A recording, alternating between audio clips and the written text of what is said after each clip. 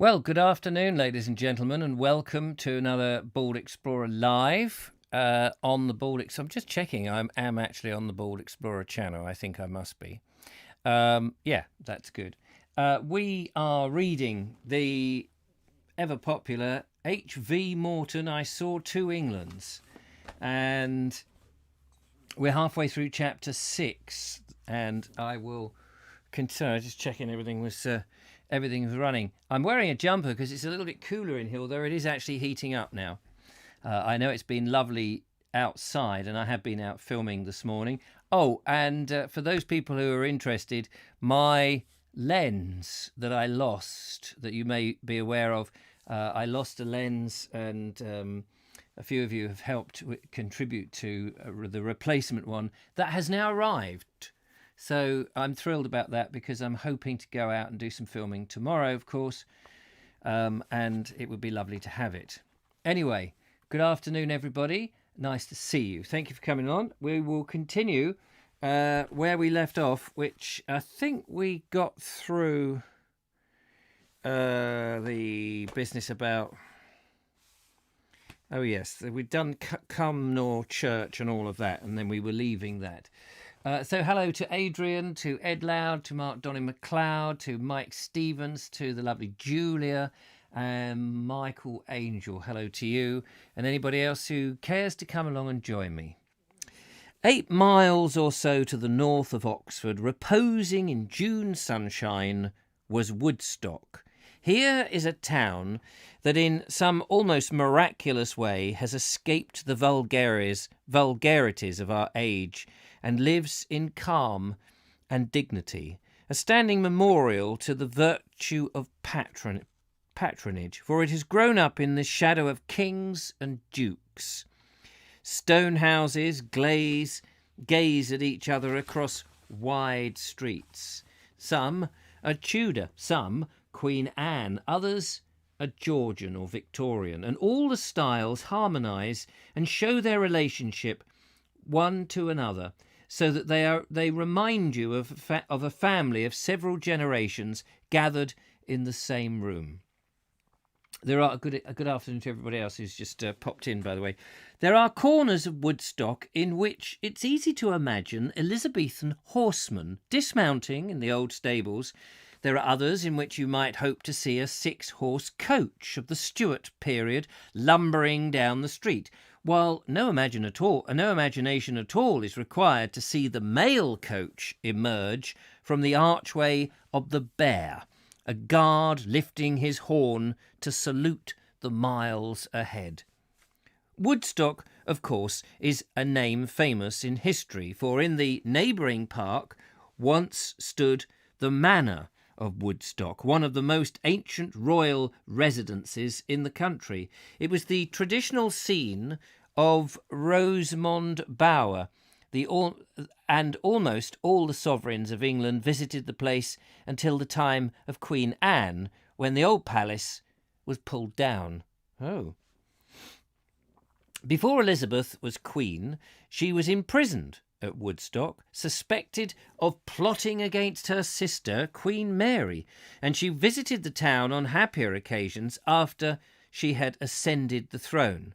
On one such occasion, she was presented with the best pair of gloves that Woodstock could make.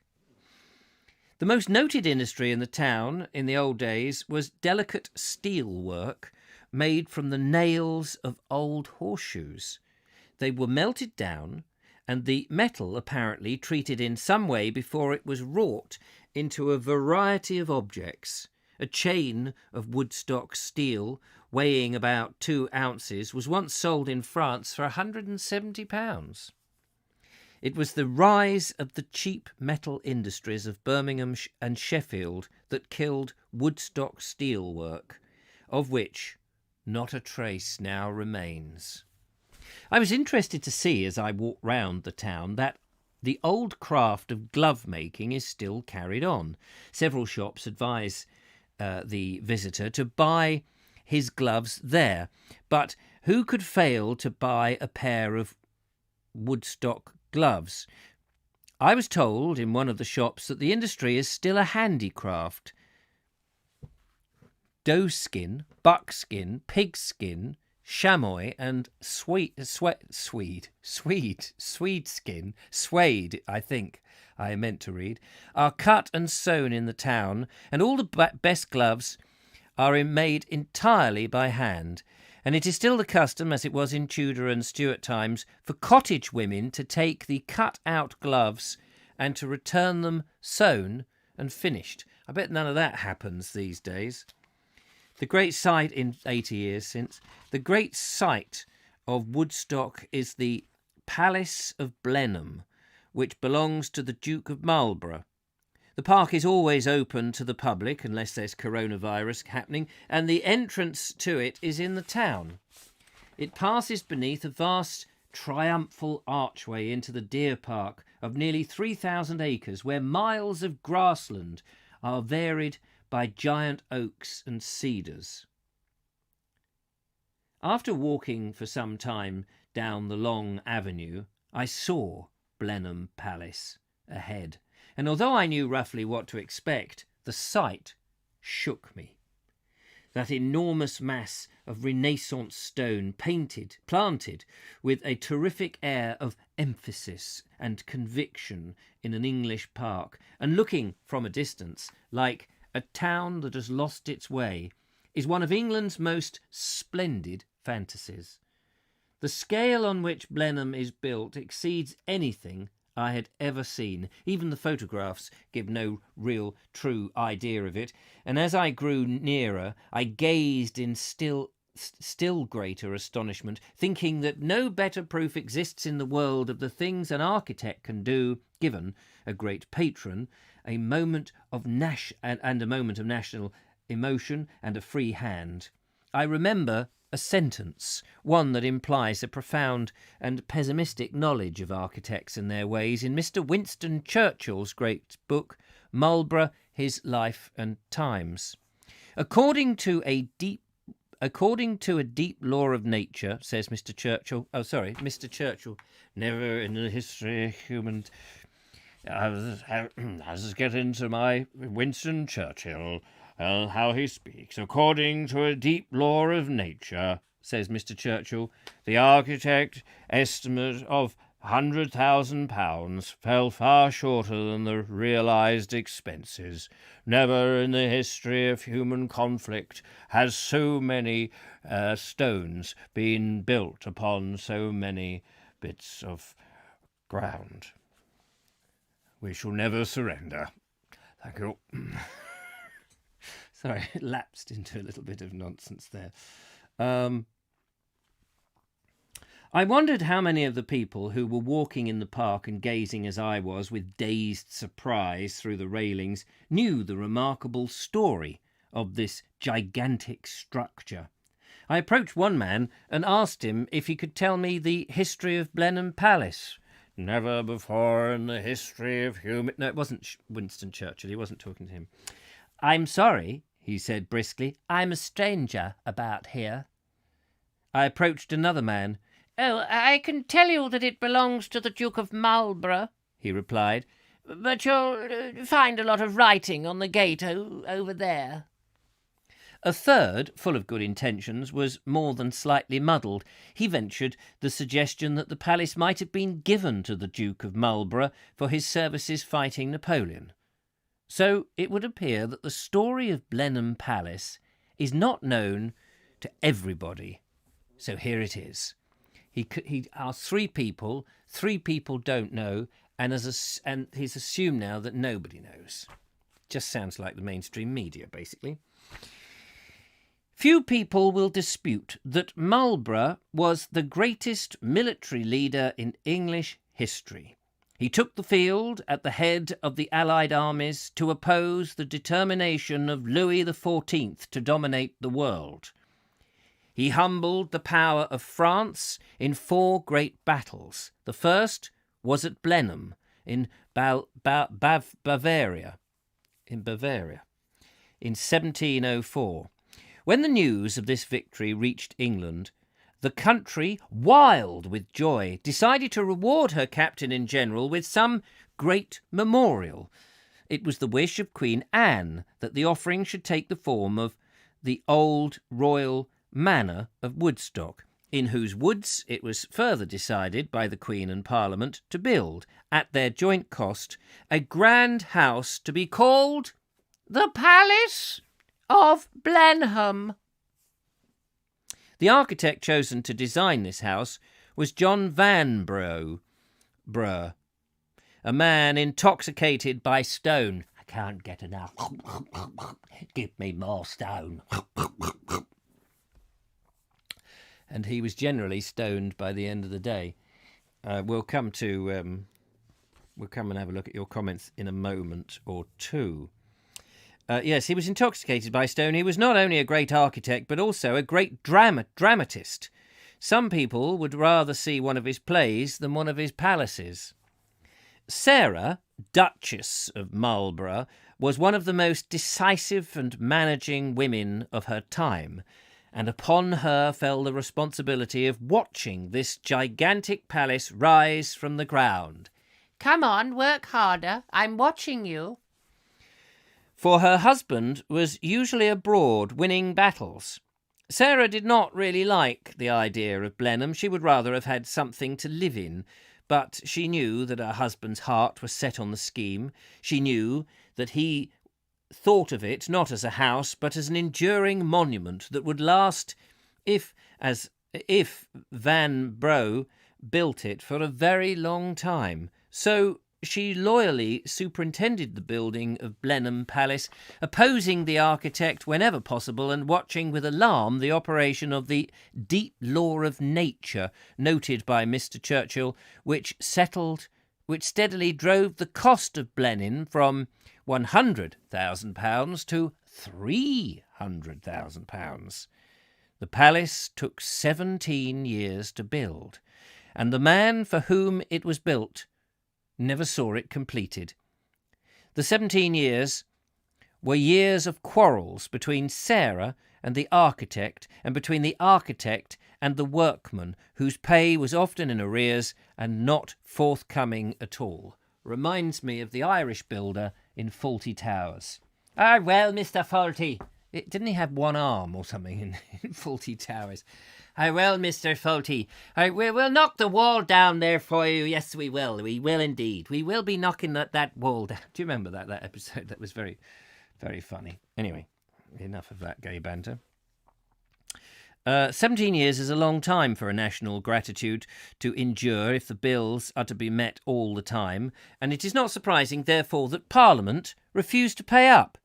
The relationship between Sarah and the Queen, once so intimate, did not help matters, for those ladies were not on speaking terms, so work ceased. The angry, unpaid labourers and the stonemasons, many of whom had helped to build Wren's St. Paul's, departed from the scene, leaving the colossal house derelict, yet never slept in. The Duke, still winning battles abroad, heard with dismay that his national memorial was likely to be burned down by angry workmen, and Vanbrugh sent him a note to the financial position of £220,000 that had to be paid to the Treasury. £42,000 was due to the workmen, and another £25,000 was needed to carry on, but no one was willing to advance a penny. It was difficult to say what would have happened to Blenheim if Queen Anne had not succumbed to a fit of apoplexy in 1714. It's always good to have a fit of apoplexy up your sleeve. You know, when you're in a tight corner and you can't pay your tax, the Inland Revenue's banging on the door and you just go, "Oh, I'm ever so sorry, I can't pay that. I've had a fit of apoplexy." "Oh, I didn't realise. Yeah, that's okay. No worry, we'll come back another day. When do you think the episode of apoplexy will be over?" "Oh, I don't know. It's quite long-standing.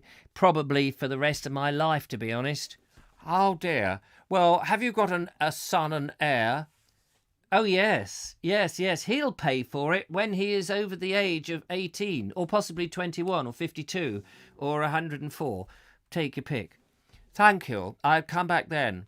"Very good of you." "Apoplexy, you say?" "Yes." "How do you spell it?" "IT. Bye-bye." moment there of mild humour. When you say mild humour, incredibly mild, that piece of humour. Anyway, it would have been difficult to say what would have happened to Blenheim if Queen Anne had not succumbed to a fit of apoplexy and a mini sketch in 1714. And no sooner than was she dead, that George I was in England, and Marlborough was back in triumph, and the first man to be knighted to the new monarch was the architect John Van Brugh, or however you pronounce Brugh.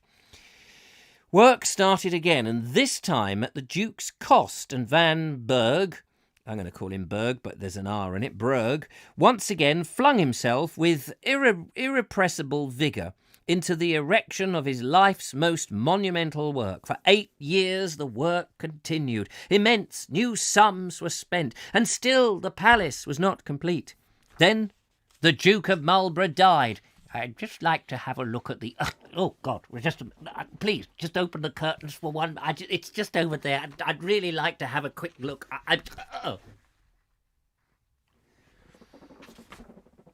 The man for all whom this magnificence was made never lived there, never enjoyed it, never got anything out of it except a grandiose dream of posthumous after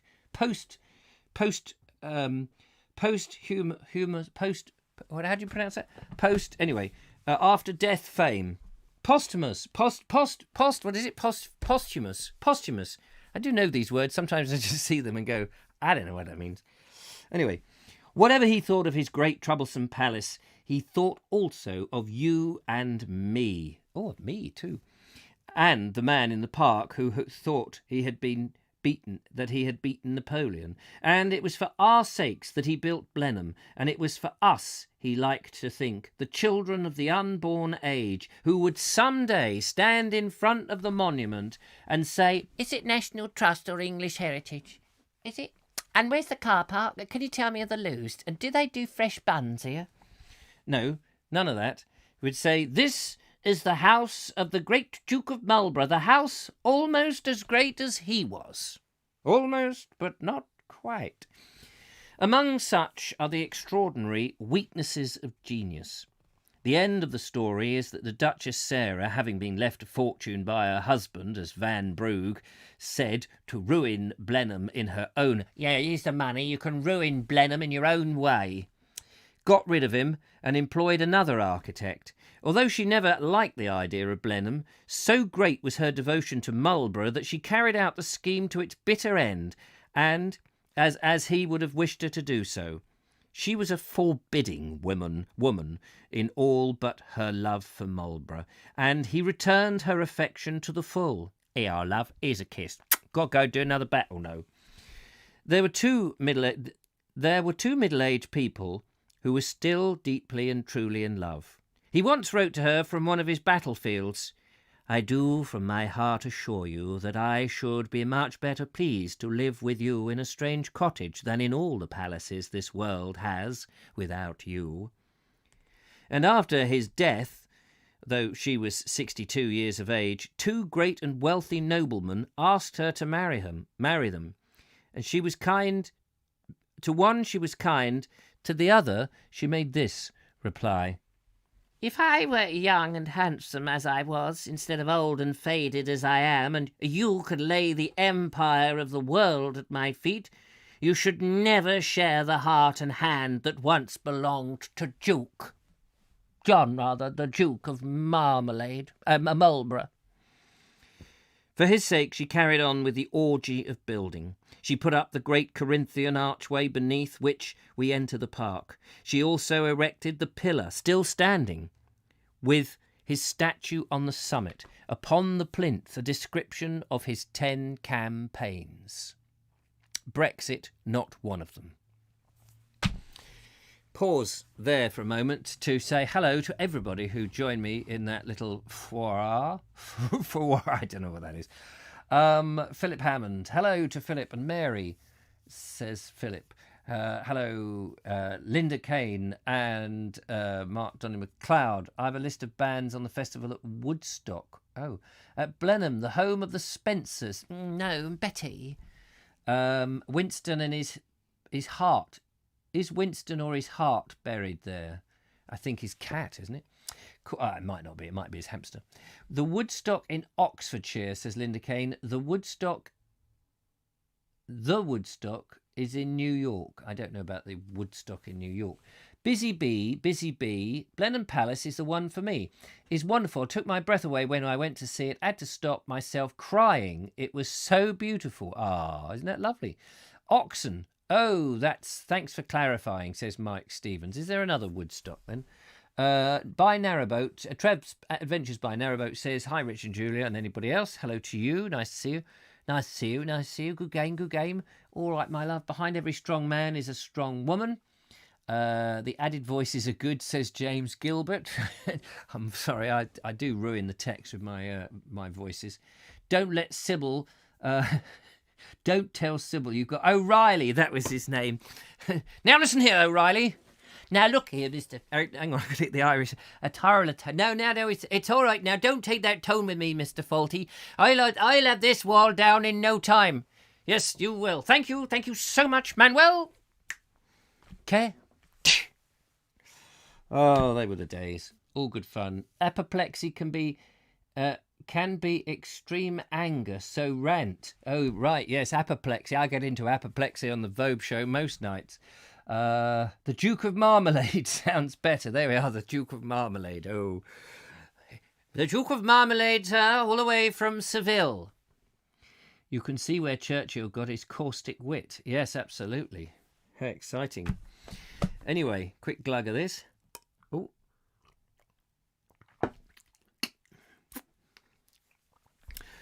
I had a grand afternoon dodging the main roads and seeking sanctuary in the lanes of Oxfordshire. Leaving Woodstock, I soon found myself in Kirtlington, a lovely grey village, then came to Bicester, a peaceful 19th century town anchored to the modern world by a common little cinema, and so by a stretch of main road into Buckinghamshire, and to a village called Grendon Underwood, which remembers Shakespeare. There are not, to my knowledge, many legends of Shakespeare, even in his native county, but the village of Grendon Underwood is absolutely certain that the poet wrote A Midsummer's Night's Dream there. I asked an old lady in a white apron where Shakespeare used to say, and she pointed out a black and white house, as if he was still there at work. Listen, you can hear him scribbling with his quill.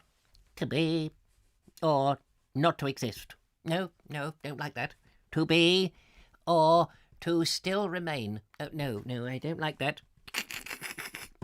To be a pilgrim. Oh, no, that's no good. I'll think of something.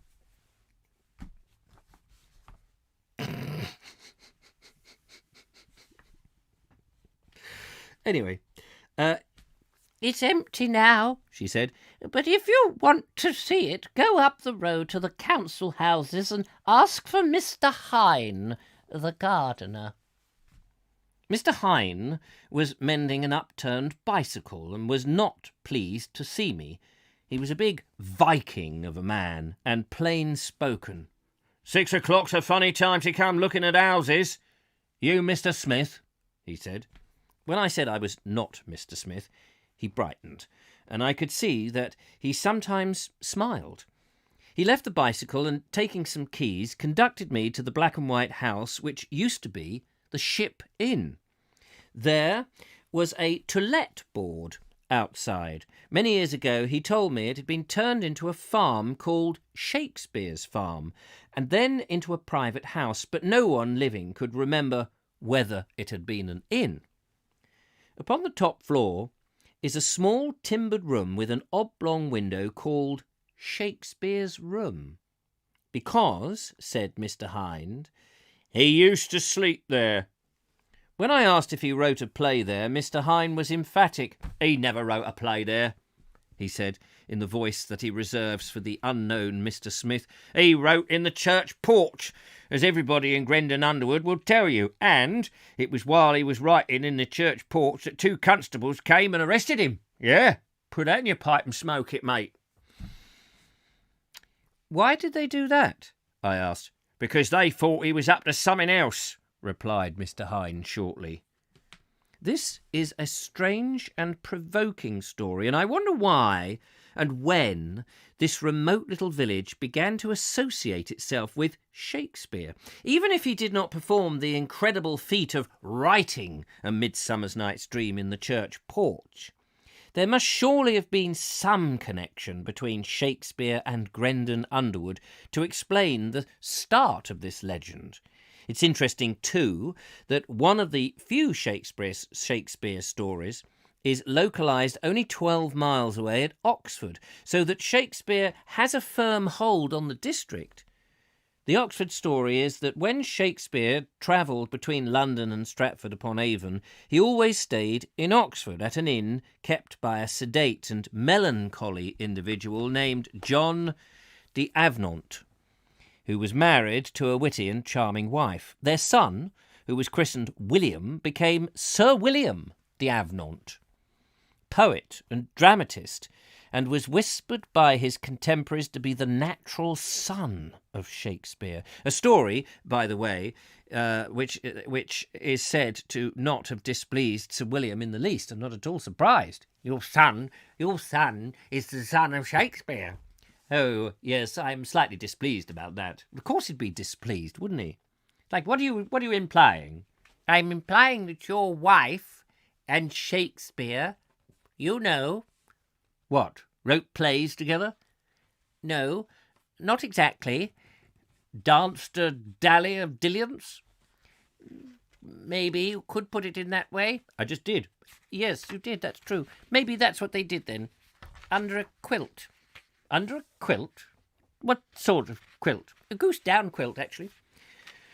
As we continued to explore the house and then the garden, I developed a regard for Mr. Hind, for a servant may be truly judged in the absence of his master. The owner being abroad, Mr. Hind was keeping the lawns mown, the flower beds weeded, the hedges clipped, and the outhouses were full of chopped logs, the labour of wet days. When there was a moment spare, he mounted a ladder and thatched one of the immense barns. He was one of the last thatchers in the district. My son can thatch too, said Mr. Hind. Where does he work? I asked. He's an engine driver, said Mr. Hind. So, somewhere in England, a train is being driven by a thatcher, which reminds us how close we still are to the village and the country. Not anymore. I stayed that night in Buckingham, visited Stowe in the morning, a school that makes Eton look like a slum, lunched with an otter and a badger in the Swan at Newport Pagnell, and went on to Bedford, having firmly resisted the temptation to see the house at...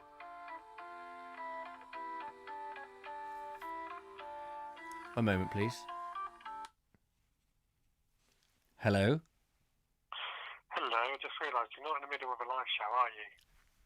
No, wouldn't be in the middle of a live show right now with people listening and hearing you. Oh, really?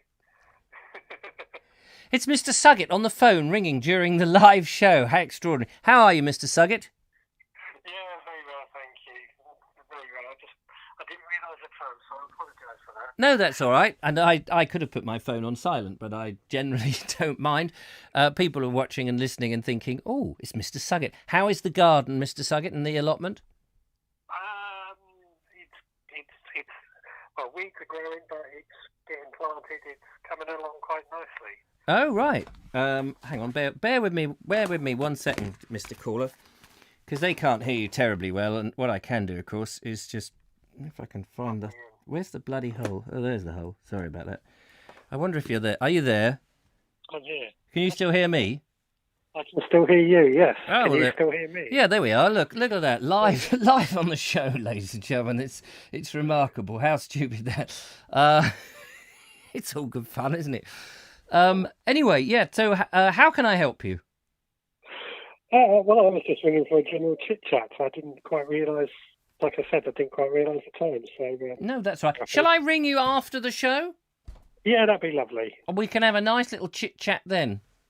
Yes, that sounds like a plan. I will have to light the Essie. I'm just in the middle of baking some new bread. Well, I've needed it. I gave a loaf to the lovely Julia this morning. Oh, very nice. Oh, I know. I'm very generous. But I'm running out of bread flour, so I've got to go to Morrison's at some point and get some more. Anyway, none of this. The people are watching. They're thinking, "What's this? What's this? What kind of professionalism is this?" Everyone's saying hello to Mr. Suggett, by the way. They're all saying hello. Hello to everyone. There we are. And don't forget to tune in and see what the Veg Grower podcast has been up to on his YouTube channel, or indeed listen to his podcast. Yeah, podcast is more. There we are. They're giving you a plug. I'll ring you later on in about half an hour. Okay, lovely. Thank you. Bye-bye. Cheers. Bye. Sorry about that. That's a wrong number. Right person, but the wrong number. I don't know. You get all sorts. It's funny though. It's like, wait a minute. Are you doing a live show? No, I'm just sitting out in the sunshine, just minding my own business. I can't remember where we were. What was it? Oh yes, he said this was the funny thing. He says, I stayed the night in Buckingham, visited Stowe in the morning, a school that makes Eton look like a slum, lunched with an otter and a badger at the Swan in Newport Pagnell, went to Bedford, having firmly resisted the temptation to see the house at Olney, where that poor tortured poet, William Cowper, kept tame hares and wrote some of the most graceful letters in the English language. And it seems like that is a chapter of the book that's been missed out. And I want to ask Linda Kane, is that actually in the book, or did they just... is that part of the... what do they call it when... abridging? Is that part of the... Is there... Dear, oh dear. Anyway... So that sounded like fun. I mean, he doesn't go on... I mean, he says that, lunched with an otter and a badger at the Swan. I want to know more, but we can't. Bedford is perhaps the only large town in England that knows how to make the right use of its river. The Ouse is the pride of Bedford, and instead of flowing through the centre of the town, carrying on its banks a dreary assortment of factories and warehouses, it's the town's chief promenade. On Sundays and holidays, half the population gather to sit there as if at the seaside, to walk on the grass under the trees in Russell Park, to embark on the broad bosom of the Ouse itself and exhibit skill, or the reverse, before the assembled townsfolk. I saw Bedford on a Sunday evening when the sun, appearing in April bursts, lit up the scene in extraordinary animation. Rowing boats, canoes and punts moved there, here and there on the Ouse, while people on the banks recognised their friends and commented on the handling of the oar, paddle and pole, and also I surmised their choice of companions. Love affairs cannot be kept for long secret in Bedford. It is obviously every young man's fancy to take his girl on the river so that the gossip on the embankment can miss nothing, as long as social distance is kept. I thought this scene charming. I would hardly be suitable, even in an unguarded moment, to call... it would hardly be suitable, even in an unguarded moment, to call Bedford the Venice of England, but... wherever there is water on which people pass in pleasure boats, there is always an air of grace and gaiety, unless somebody falls in. What a pity it is that other towns, whose rivers are now deformed by 19th century industry developments, cannot clear them away and make their streams like Bedford's Ouse, the playground of the people. Quite right, sir, quite right. Nobody listened to him. In Russell Park, I watched an amusing device which I've never seen before. It may be quite an unusual thing it may be quite a usual thing on the boating rivers, but I've never had much experience of them, and to me it was a diverting novelty. It's a long, sloping double ladder which allows boats and punts to descend over dry land from the Ouse to a lake at a lower level. In the centre are rubber rollers over which the boats going down slide by their own weight, and on which the boats going up are dragged by the opponents. This is evidently a sight of Bedford, for the rustic bridge above was never without its crowd, eagerly watching the punts sliding down, sometimes to the alarm of their occupants, to hit the water with a mighty splash. The process of going up the ladder is much tamer proceedings. It's interesting to see in Bedford a classical device for moving ships over dry land. The Greeks and the Romans made use of a similar invention. There was a famous tramway of rollers 5 miles across the Isthmus of Corinth, which saved ships days, perhaps even weeks, on their voyage. So that's all good. Let's just have a quick look at the comments. And I'm enjoying tasting the bread. Oh, good. Says enjoying the tasty bread. Says lovely Julia. Yes, it was very nice. Double glazing salesman. Eton is a slum. Says Mark Donny MacLeod. It's there. Thrilling, isn't it? The mind boggles. This is all live. You see, it's all live, isn't it? Eton School actually has a nuclear bunker under one of the boys' dormitories. Says Ben Reeve. Presumably it's decommissioned these days and just for storage or for locking one of the underclass in there. For fags? The fags. You can lock the fags down in there. Linda Kane says he seems to have a thing about people rowing and punting. Seem to remember something yesterday. Oh, where says somebody punting and yes, do a lot of punting in there. I don't think it's a double entendre. What was the other word? Where a one word means another. What is it? You know what I mean. I can't think of it. One morning, I set out to learn something about Bunyan in Bedford. I'd been told that every man, woman and child in the town is familiar with Bunyan and his association with the town, but I had the bad luck to encounter the proverbial stranger or the person for whom Bunyan is hardly a name. Oh, here we go. He's gone out into the street to do his vox pops again. A bookseller in a country town told me recently that the Pilgrim's Progress was, after the Bible, the best read book of the time. I knew that this was once, so I was surprised to learn that it is... Yeah, I knew it was once, but I was surprised to learn that it is still today. Unfortunately, Bedford has demolished all the buildings in which the famous tinker might have preached, or in which he languished in captivity, and the only place where you'll come across any visible relics of him is the Bunyan Meeting House in Mill Street, and apparently is there at 6:30 every evening, sitting on a little cloud of nimbus. And these relics are worth going to see. Bunyan was born at Elstow, a village near Bedford, in 1628, the third year of the reign of Charles I. He died in 1688 at the age of 60, 3 years after the death of Charles II, and the year James II was dethroned. He lived, therefore, throughout the Commonwealth and the Restoration, and missed the Revolution and the landing of William of Apple only by William of Lemon, by William of Orange, by only William the citrus fruit, by only a few months. He belongs to an extraordinary, vivid and crowded time in history. When he was born, Shakespeare had been dead only 12 years, and Ben Jonson, who knew the poet, was still alive. Milton was his contemporary, so was Samuel Butler, Drayden, Pepys, Rubens, Van Dyck, Peter Lilly, and Richard Vobes. Oh, sorry, Christopher Wren. Not Christopher Robin, obviously. Rob Wren. No, doesn't work.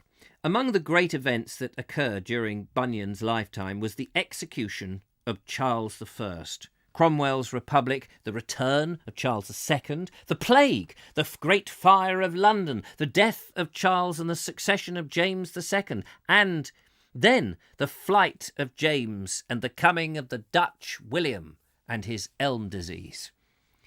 But Bunyan, a humble tinker of Bedford, who spent 12 of the most exciting years of this period in jail, was not interested in politics and probably had no idea that he was living in such a vivid world. His one entry into active life was his soldiering during the Civil War on the Parliament side. That'd be the Roundheads then.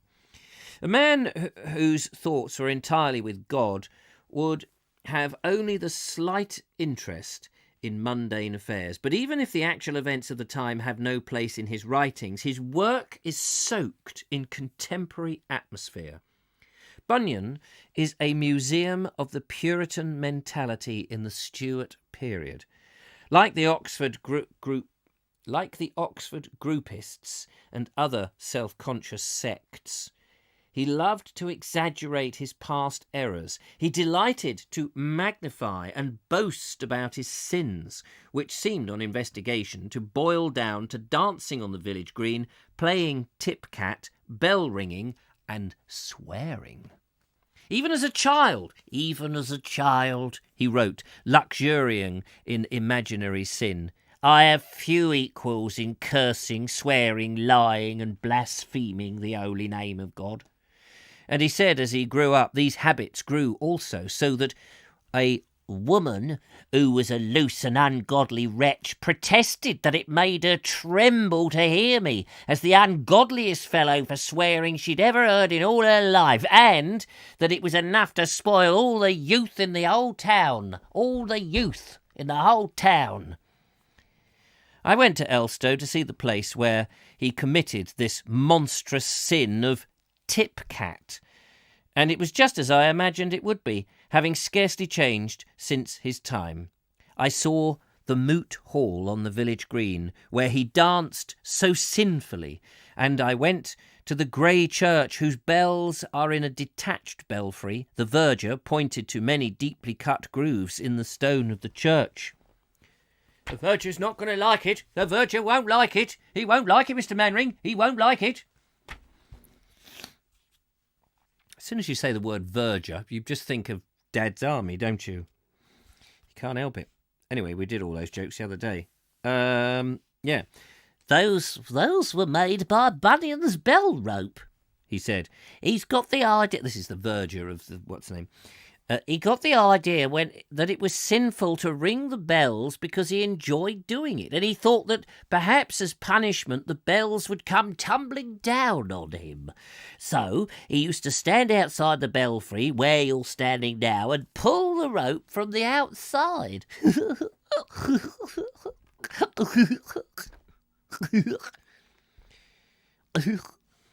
A cottage in which Bunyan is said to have lived with his first wife and to have mended pots and pans in a lean-to shed is no longer there. What? It still stands. Wait, hang on, he just said he's no longer there. What are you talking about? A cottage in which Bunyan is said to have lived with his first wife and to have mended pots and pans in a lean-to. Oh, the lean-to is not there, but the cottage still stands in the main street. But Bedford... Not Elstow is the true scene of his life. When he was converted, he discovered that he possessed a marvellous gift for preaching. Like many humble, unlettered men, he had a fine choice of words, and to this he joined an absolute sincerity which illuminated his whole life and shone in every word he spoke or put down in writing. That was the secret of his power while he lived and his popularity after death. He was safe while the Commonwealth endured, for nonconformist preachers were allowed to say within reason what they liked. But as soon as Charles II came back, they were forbidden to preach and the public was ordered to return to the parish churches. Bunyan refused to be silenced. And that was why they cast him into prison. Go into jail, do not collect £200, stay there and sob. He had just married his second wife, his first wife having died, and this gallant woman, who was looking after his 4 children, made a brave attempt to set him free, and even travelled up to London to put his case before the House of Peers. Where is she? Down there, my lord. Where? Down there, my lord. I really can't see her. You've got to peer much better. I am peering. I'm peering. Oh, yes, I see the little woman there. Yes, little woman, what is it? I'd like to pray for anyone. Oh. Bunyan could obviously have received his liberty if he had promised not to preach. As it was, his imprisonment was often merely a matter of form. He was allowed to attend meetings and even go up to London. But regulations were tightened up from time to time, and then the prisoner had to stay behind bars.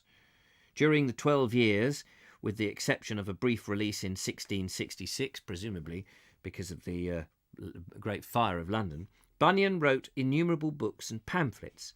To most people, he is the author of one book, The Pilgrim's Progress. To few, he is the author of 3 books. But only a student would dream of reading the surviving copies of the 59 works which this fluent and energetic author poured forth during his captivity. When release came, he was a man of 44. He was given full freedom to preach, and he took it. His meeting house was in a barn in an orchard, the present of Bunyan Meeting House in Mill Street. Oh, the present, not a present, the present Bunyan Meeting House in Mill Street. But he also toured the country, preaching and visiting nonconformist ministers, known jocularly to the country as people, known jocularly to the country people as Bishop Bunyan. We've got Bishop Bunyan talking tonight, so we want to get everybody round their Zoom computers for this Zoom meeting, all right? He enjoyed fame in his lifetime, not only as a preacher but also as an author. Charles II once said to his chaplain, Dr. John Owen, that he could not imagine how a man of his learning could listen to an irate... He said to King Charles II once said to his chaplain, Dr. John Owen, that he couldn't imagine how a man of his learning could listen to an illiterate tinker. Dr. Owen replied, "If I could have the tinker's power, I would give all my learning to hold it." Bunyan's death took place at the unnecessary early age of 60, for he was a strong and redoubt peasant. He caught cold riding from Reading to London on a wet August day in 1688. He sank into a fever from which he never recovered, no ventilators being available, and he was buried at Bunhill Fields, Finsbury. I was shown over the Bunyan Meeting House, which is a chilly chapel, and was taken into a room where all the relics connected with the great man have been lovingly assembled. It is appropriate that one who spent 12 years in jail should be commemorated by so many massive old grates. They show with pride the wicket... gates, not grates. Gates. They show with pride the wicket gate of Elstow Church, the gate of the belfry, and the 2 nailed studded gates from the old jail of Bedford. This is a wonderful collection of Bunyan first editions. Oh no, not this is. There is a place for me to go. And I better get going now. There is a wonderful collection of Bunyan first editions. His chair, his walking stick, his cabinet, his jug, his face mask, and what is claimed to be the only known metallic fiddle. A strange thing, surely, for Bunyan to have made. And this is the door he used to lean against when he listened to the bells ringing in Elstow belfry, said the caretaker. Even when he had renounced bell ringing as sinful, he loved it so much that he used to go to the belfry and watch someone else pulling his rope. I went away to walk through the streets of Bedford and think of the genius of Bunyan. What explains it? He had an enormous vitality. He was utterly sincere. His words were simple. He never tried to be clever. He didn't know that he had a literary style, but he strove only to tell a story and deliver a message. Above all, he was that rare thing, a great preacher whose spell did not desert him when he took up the pen. And there I feel I will come to an end, for the next bit goes on into somewhere else, in a different story. In a different story, because it goes from Bedford to Huntingdonshire. Huntingdonshire, where they all speak like that, with a slightly clipped there. In Huntingdonshire, we all speak like this. This is Huntingdonshire. I'm sure that they do. I have no real knowledge that they speak like that, of course. Let's have a quick look at your comments, if there are any. Linda Kane says, not exactly sinful. No, not terribly sinful, was he?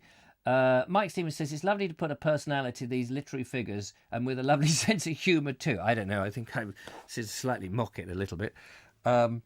With a slice of bread and jam. No, we didn't get any jam.